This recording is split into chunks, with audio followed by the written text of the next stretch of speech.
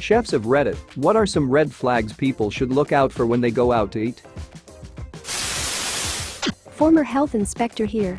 If there's a self-serve soda machine, go ahead and take a napkin around the inside of the Sprite clear soda available nozzle. If your napkin comes out pink, brown, or orange, skip the soda. A Sprite nozzle should come out clear. If it's pink or orange, then it's slime mold. It's actually a bacteria, but that's what we called it. If it's brown, it's likely cola. But if the cola nozzle was put on the Sprite dispenser and is still brown, you know the nozzles aren't being cleaned properly. Also, go ahead and look closely at the ice chute. I see green algae in those a lot. Edit. I knew someone would teach me something today. The slime mold is a protist, not a bacteria. Still not quite a mold, closer to a fungi. Almost. Microbiology is rad, everyone. Edit. Or a bacteria called S. marcescens. Neato. EDIT3. Maybe Rhodotorula. A yeast. This is likely what all my Subway commenters are seeing. Subway still bakes its own bread, right? You might have to be a chef to recognize this, but my red flag is going into a busy restaurant and noticing none of the tables have food, or not many customers are yet eating. This usually means the kitchen is going down in flames. One time I noticed this and could see some food slowly stacking up in the window, but no orders coming out.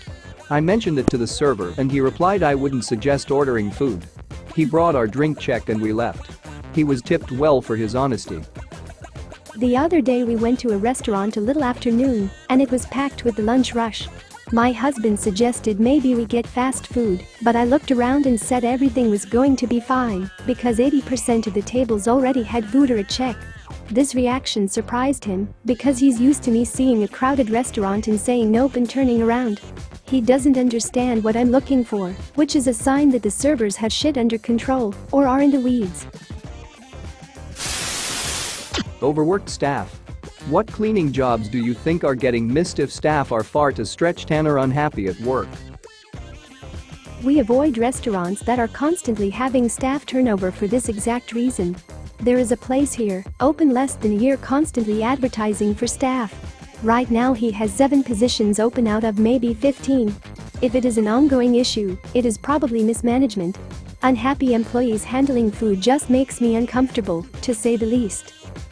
This is a little tough to do because the restaurant industry has notoriously high turnover. Even places I really enjoy have pretty consistent turnover. Not saying it's cool, okay, just the nature of the business. Too many menu choices. Dirty restrooms. Server staff seems mere anxious. You just described a good Asian restaurant. The Chinese place we order from is so good. I'm not sure they've ever cleaned their front door, like not even wiping it off with a damp cloth. I'd hate to see what the kitchen looks like. Not a chef, but my best friend is, and he says a large menu. Chances are a lot of things on a menu means that they are frozen. Also, it's difficult to train people to be good at making 40 different things, so the quality is going to suffer. Edit. Yes, some places like Chinese restaurants that are different combinations of about 30 fresh ingredients are an exception. Large menu is the biggest tell you're about to have a shit meal. If you absolutely have to order there, ask what the most popular dish is and just order that.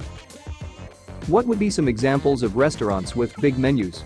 We rarely go out to eat and would rather not waste the times we do go on shitty microwave meals. Salt shaker. If the holes are clogged and the top is dirty, that thing has been refilled 100 times without washing. Mine gets gross after a couple weeks in the humidity. But it's little effort to wipe the tops with a dry rag every night. Wiping them down isn't going to do much. When I worked food service, we would empty all that shakers and run them through the dishwasher every Monday.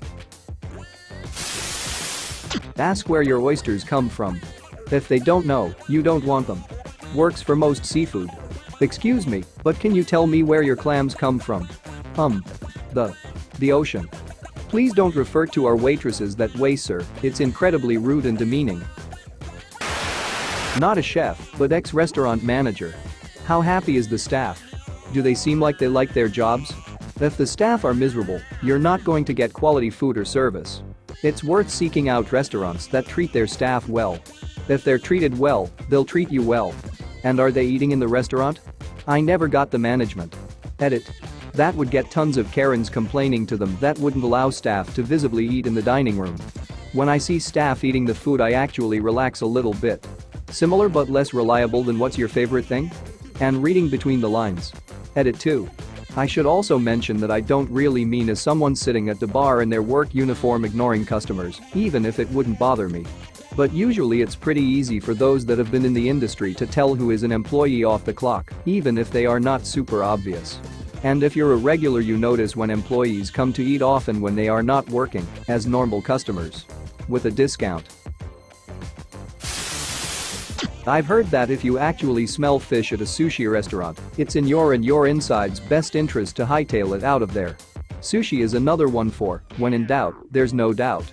If it smells like trout, get the fuck out. If it smells like salmon, keep on slammin'. If it smells like cologne, leave it alone. If it smells like fish, it's a dish.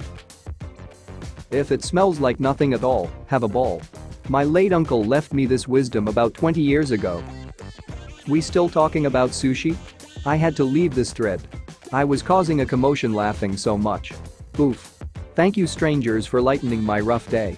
Much appreciated. Actual former chef here. These comments saying, don't eat whatever food on a day of week because it's leftovers. This is called utilization. Specials are just that. Things that we'd rather sell than throw out. Those of us who actually know what we're doing carefully cool down and store things so they have as much menu life as possible. Only an idiot would throw away perfectly good saleable food if it didn't sell on the first night. Yes. As long as it was labeled and dated properly. I'm always after my coworkers to put the dates on things they prep. It's so important, and so many cooks are so frustratingly bad at it. For my NYC people, grade pending doesn't mean that the restaurant is awaiting judgment on their health inspection. It means that they failed and are given a grace period to fix their wrongs. Like when you call someone and get a recorded message that they're checking the line for trouble. That bill is overdue. Not a chef, but worked at a KFC for a while, so here's a KFC specific thing. There are 2 towel colors for cleaning used at KFC franchises, at least in American ones, no idea about others. There are yellow towels, which are intended for surfaces that cooked foods will touch, and blue towels, which are only to be used in raw chicken areas. This is to prevent cross-contamination. Cooked chicken never touches raw chicken areas, and cooked and raw areas are never cleaned with the same towels. The thing to look out for? Raw chicken areas are usually not visible from the front counter, at least in most locations I've seen. If you see a blue towel, don't eat there. Now this isn't a hard and fast rule. I would recommend asking the cashier about it if you see anything suspicious. When I went to Europe, a KFC location in Amsterdam had blue towels and cleaning solution on top of all the trash cans in the lobby. They weren't for raw chicken, they just had a different cleaning procedure there. Like, comment, and share. Reddit Story Topper. Subscribe now.